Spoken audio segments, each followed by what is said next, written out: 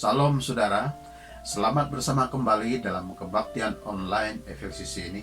Saya menghargai saat dan ketika ini di mana kita semua sebagai jemaah dapat bersama-sama memuji dan menyembah Tuhan serta menerima berkat daripada firman Tuhan. Pada masa Perang Dunia yang kedua, ada seorang tentara Amerika yang terpisah dari unitnya karena pertempuran yang sangat sengit. Sementara dia sendirian di dalam hutan, dia mendengar tentara musuh mulai mendekati tempat persembunyiannya. Dia pun berusaha untuk bersembunyi. Dia mulai naik ke sebuah bukit dan menemukan gua. Kemudian dia masuk menyembunyikan dirinya di dalam gua itu. Dalam gua itu dia mulai berdoa kepada Tuhan. Tuhan, jika ini kehendak-Mu, tolonglah lindungi aku. Apapun yang terjadi, aku tetap mencintai-Mu dan mempercayai-Mu. Amin. Nah, setelah berdoa dia bertiarap dan mulai mendengar tentara musuh mendekatinya. Dia mulai berpikir, baiklah, aku kira Tuhan tidak akan menolongku dari situasi ini. Kemudian dia melihat seekor laba-laba mulai membangun jaring di depan gua persembunyiannya. Sementara dia mengawasi dan mendengar tentara musuh yang sedang mencarinya, laba-laba itu terus membentangkan benang-benang jaring di pintu masuk gua. Dia terkejut dan berpikir, yang aku perlukan sekarang adalah sebuah tembok pertahanan. Mengapa Tuhan hanya memberi sebuah jaring dan laba-laba? Pasti Tuhan sedang bergurau. Dari kegelapan gua, dia melihat musuh mulai mendekat dan memeriksa setiap gua. Dia pun bersiap-siap untuk menghadapi perlawanan terakhirnya. Namun ada yang membuatnya heran, karena tentara musuh hanya melihat sekilas pandang ke arah gua persembunyiannya. Setelah itu, mereka pergi begitu saja. Tiba-tiba dia menyadari bahwa ternyata jaring laba-laba yang ada di pintu gua telah membuat gua itu terlihat seperti belum ada seseorang yang memasukinya. Saudara, pertolongan Tuhan itu sempurna. Mungkin apa yang Tuhan kirim bukan seperti apa yang kita doakan, tetapi percayalah bahwa apapun yang dari Tuhan itu pasti yang sempurna. Saya mau mengajak saudara memperhatikan 3 sudut kesempurnaan pertolongan Tuhan atas kita. Pertama, pertolongannya memberi keriangan. Elemen paling penting dalam hidup kita ialah keriangan. Jika tanpa keriangan, maka sesuatu tidak akan menjadi sempurna. Sebab itulah banyak keluarga hancur sebab ketandusan keriangan, walaupun mereka serba ada dari segi kebenaran. Yesaya 58 ayat 11 mengatakan, Tuhan akan menuntun engkau senantiasa dan akan memuaskan hatimu di tanah yang kering dan akan membaharui kekuatanmu. Engkau akan seperti taman yang diairi dengan baik dan seperti mata air yang tidak pernah mengecewakan. Dikatakan di ayat terakhir bahwa Tuhan menjadikan kita seperti taman yang diairi dengan baik. Saudara, keinginan Tuhan atas kita ialah untuk menjadikan kita seperti taman. Apakah itu taman? Untuk mengerti apa itu taman, maka kita harus merujuk kepada taman yang pertama yang telah dijadikan Tuhan. Taman itu ialah Taman Eden. Eden berarti keriangan atau kesukaan. Jadi Taman Eden berarti taman keriangan atau kesukaan. Mengapa dipanggil Taman Keriangan? Sebab di Taman Eden boleh ditemukan apa saja yang paling baik. Ketenangan yang paling baik, suasana yang paling baik, emas yang paling baik, sungai yang paling baik, tumbuh-tumbuhan yang terbaik, buah-buahan yang terbaik, binatang yang paling baik.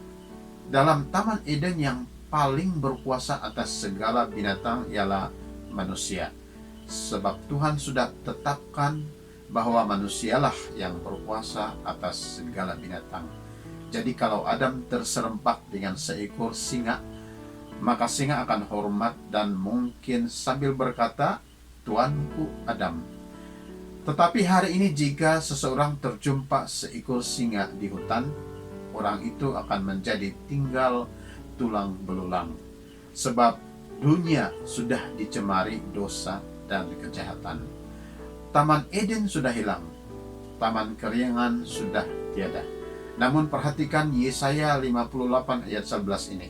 Sebab di sini Tuhan sedang menyatakan keinginannya atas kita, yaitu Tuhan mahu menjadikan kita seperti taman yang sudah diairi dengan baik, seperti Taman Eden, yaitu taman keriangan. Tuhan mahu memulihkan dalam diri kita Taman Eden yang sudah hilang ini. Inilah rancangan Tuhan untuk kita. Rancangan Tuhan itu untuk kebaikan kita. Yeremia 29 ayat 11 mengatakan, "Sebab aku ini mengetahui rancangan-rancangan apa yang ada padaku mengenai kamu. Demikianlah firman Tuhan, yaitu rancangan damai sejahtera dan bukan rancangan kecelakaan, untuk memberikan kepadamu hari depan yang penuh harapan." Jadi pertolongan Tuhan itu adalah untuk memberi keriangan kepada kita. Sebab Tuhan mampu membuat hidup kita sempurna. Dan untuk mencapai rencana itu Tuhan memberi 3 pertolongan, yaitu yang pertama, Tuhan menolong dengan menuntun kita senantiasa. Dengan kata lain, Tuhan akan membimbing kita, dan kalau Tuhan membimbing kita, maka kita pasti akan sampai kepada matlamat Tuhan itu. Kita tidak akan sesat, kita tidak akan sampai di alamat yang salah, sebab Tuhan sendiri yang menuntun kita. Dengan pengertian lain, Tuhan akan pegang tangan kita. Kedua, Tuhan menolong dengan memberi kepuasan kepada kita. Perjalanan yang jauh dan sukar dalam kehidupan akan membuatkan kita merasa dahaga secara jasmani, emosi, dan rohani. Namun Tuhan sedia untuk memberi kepuasan kepada kita. Apakah maksud puas? Maksudnya tiada kurang apapun, sehingga tiada komplain terjadi. Sebab komplain selalu berlaku jika terjadi ketidakpuasan. Tetapi Tuhan sentiasa memberi sesuatu yang dapat memuaskan kita, sehingga yang ada di hati kita bukan komplain, melainkan ucapan syukur dan keriangan. Ketiga, Tuhan menolong dengan membaharui kekuatan kita. Pada masa kita sudah mulai lemah, maka Tuhan akan memberi kekuatan. Tuhan tidak membiarkan kita lemah. Jadi, 3 pertolongan Tuhan ini akan dilakukannya supaya rancangannya menjadi nyata dalam diri kita, yaitu rancangan untuk menjadikan kita sebagai taman yang penuh keriangan, penuh sukacita. Kedua, pertolongan Tuhan tepat waktunya. Saudara, pertolongan Tuhan itu sempurna sebab pertolongannya sentiasa tepat pada waktunya. Sesuatu temu janji akan menjadi tidak sempurna jika salah satu dari yang membuat temu janji itu lalai menepati waktu yang telah dijanjikan. Tetapi Tuhan tidak akan pernah lupa masa janjinya atas kita. Kalaupun seolah-olah pertolongan itu terlambat, namun percayalah bahwa Tuhan mempunyai rancangan yang terbaik untuk kita. Rancangan Tuhan bukan untuk kesusahan, tetapi untuk kebaikan. Rancangan Tuhan bukan untuk kematian, tetapi untuk kebangkitan. Dalam Yohanes pasal 11 diceritakan tentang kematian Lazarus. Lalu hal itu diberitahukan kepada Yesus, tetapi Yesus tidak terburu-buru pergi. Ia tetap tinggal 2 hari lagi di tempat ia berada. Setelah itu Yesus pun pergi, dan sesampainya di sana, maka didapati Lazarus sudah mati dan dikuburkan 4 hari yang lalu.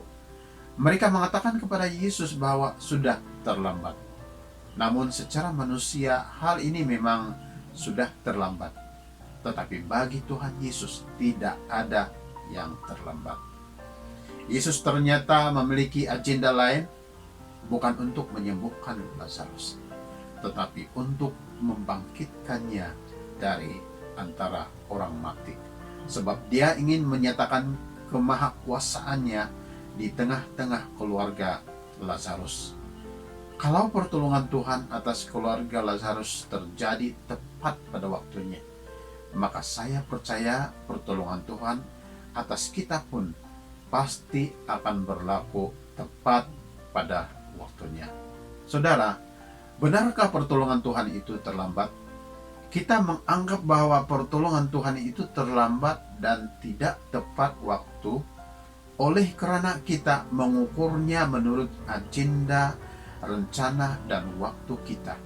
Padahal Tuhan bertindak bukan ikut waktu kita, melainkan ikut dengan waktunya sendiri. Kita biasanya menghendaki pertolongan dan jawaban doa dari Tuhan itu secara cepat. Kita biasanya tidak akan menunggu lama. Itulah keinginan kita, padahal waktu kita bukanlah waktu Tuhan. Ada kalanya jawaban Tuhan terhadap doa dan permohonan kita adalah tunggu. Namun yang pasti, suatu saat janji Tuhan pasti akan digenapi. Karena janjinya adalah ya dan amin. Mungkin ada di antara saudara sudah lama menunggu pertolongan itu, dan sampai sekarang ia masih belum datang. Namun bertahanlah dan datanglah terus-menerus mendekat takhta Tuhan dalam penyembahan dan doa saudara. Sebab pada takhta itu saudara dan saya dapat menemukan pertolongan yang terjadi tepat pada waktunya. Ibrani 4:16 mengatakan, sebab itu marilah kita dengan penuh keberanian menghampiri takhta kasih karunia, supaya kita menerima rahmat dan menemukan kasih karunia untuk mendapat pertolongan kita pada waktunya. Ketiga, pertolongannya meyakinkan. Pertolongan Tuhan sempurna sebab pertolongannya meyakinkan. Ada 3 perkara yang membuat pertolongan Tuhan meyakinkan. Pertama, meyakinkan sebab apa yang dijanjikannya pasti ditunaikan. Kita bilang bukan janji kosong.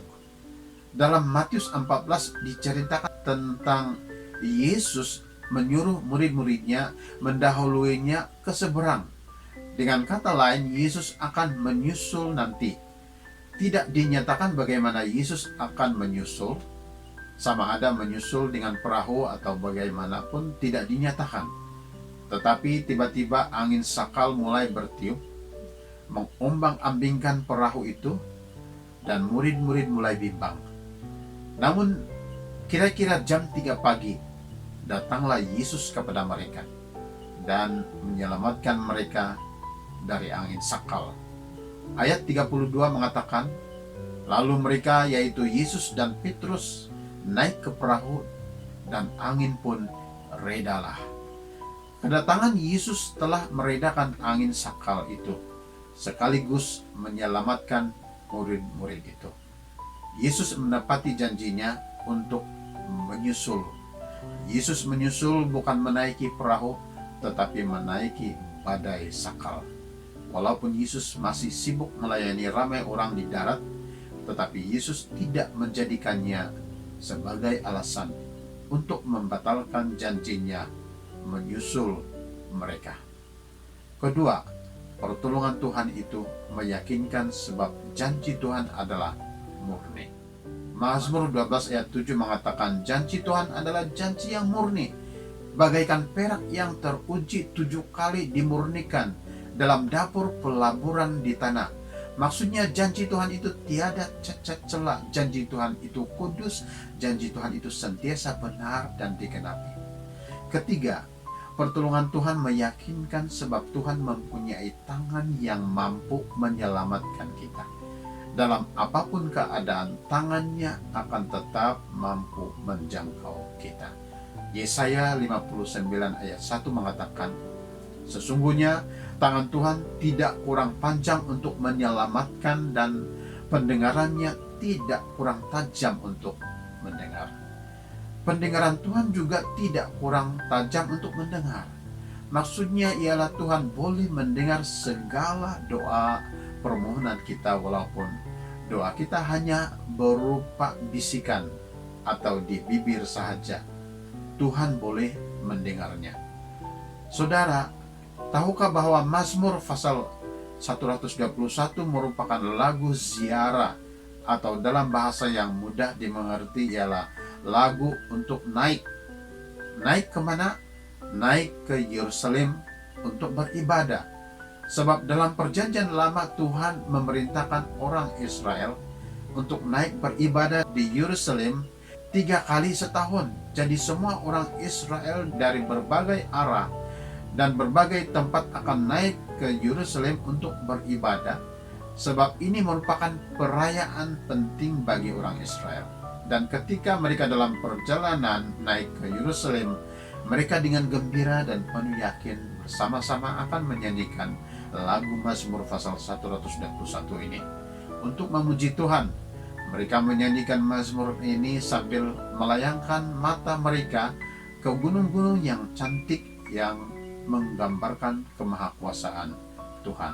Mereka bernyanyi, aku melayangkan mataku ke gunung-gunung, dari manakah akan datang pertolonganku? Pertolonganku ialah dari Tuhan yang menjadikan langit dan bumi. Ia takkan membiarkan kakimu goyah, penjagamu tidak akan terlelap. Sesungguhnya tidak terlelap dan tidak tertidur penjaga Israel. Tuhanlah penjagamu, Tuhanlah naunganmu di sebelah tangan kananmu. Matahari tidak menyakiti engkau pada waktu siang, atau bulan pada waktu malam. Tuhan akan menjaga engkau terhadap segala kecelakaan. Ia akan menjaga nyawamu. Tuhan akan menjaga keluar masukmu dari sekarang sampai selama-lamanya. Jadi Mazmur pasal 121 ini merupakan mazmur atau lagu yang sangat penting bagi orang Israel. Lagu atau mazmur ini dinyanyikan dalam setiap perayaan mereka. Mengapa lagu ini sangat penting? Mengapa lagu ini senantiasa dinyanyikan? Sebab pertama ialah karena mereka menyanyikan lagu ini untuk memuliakan Allah atas semua pertolongan yang Tuhan telah berikan kepada bangsa Israel sejak zaman berzaman. Kedua, sebab mereka mahu memperingatkan diri mereka sendiri dan bangsa mereka bahwa pertolongan yang mereka dapat selama ini adalah datangnya dari Tuhan Allah mereka, yaitu Tuhan yang tidak pernah tertidur. Dialah Tuhan penjaga Israel. Tuhan tidak pernah lalai. Tuhan tidak pernah terlelap. Dengan itu maka orang Israel tiada lagi alasan untuk tidak percaya dan tidak yakin akan pertolongan Tuhan. Dengan kata lain, lagu ini adalah lagu kesaksian bangsa Israel akan pertolongan Tuhan, Allah mereka yang meyakinkan. Saudara, demikianlah 3 sudut kesempurnaan pertolongan Tuhan untuk kita. Pertolongan Tuhan sempurna sebab pertolongannya memberi keriangan, pertolongannya tepat waktu, dan pertolongannya meyakinkan. Tiada pertolongan yang begitu sempurna selain pertolongan Tuhan ini. Pagi ini izinkan saya berdoa untuk saudara. Mungkin ada di antara saudara yang rindukan dan perlukan pertolongan Tuhan yang sempurna pada saat dan ketika ini. Biar kita naikkan doa ini kepada Tuhan. Allah Bapa di surga yang kami kenal, dalam nama Tuhan Yesus, kami membawa hati kami pagi ini di hadapan-Mu untuk memohon pertolongan Tuhan dilaksanakan saat ini juga kepada anak-anak-Mu yang memerlukannya.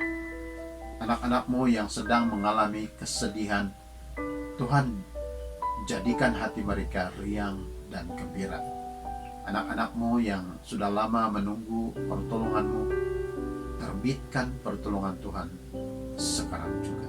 Saya juga berdoa agar Tuhan terus menjaga keluarga kami dan gereja kami dari serangan COVID-19.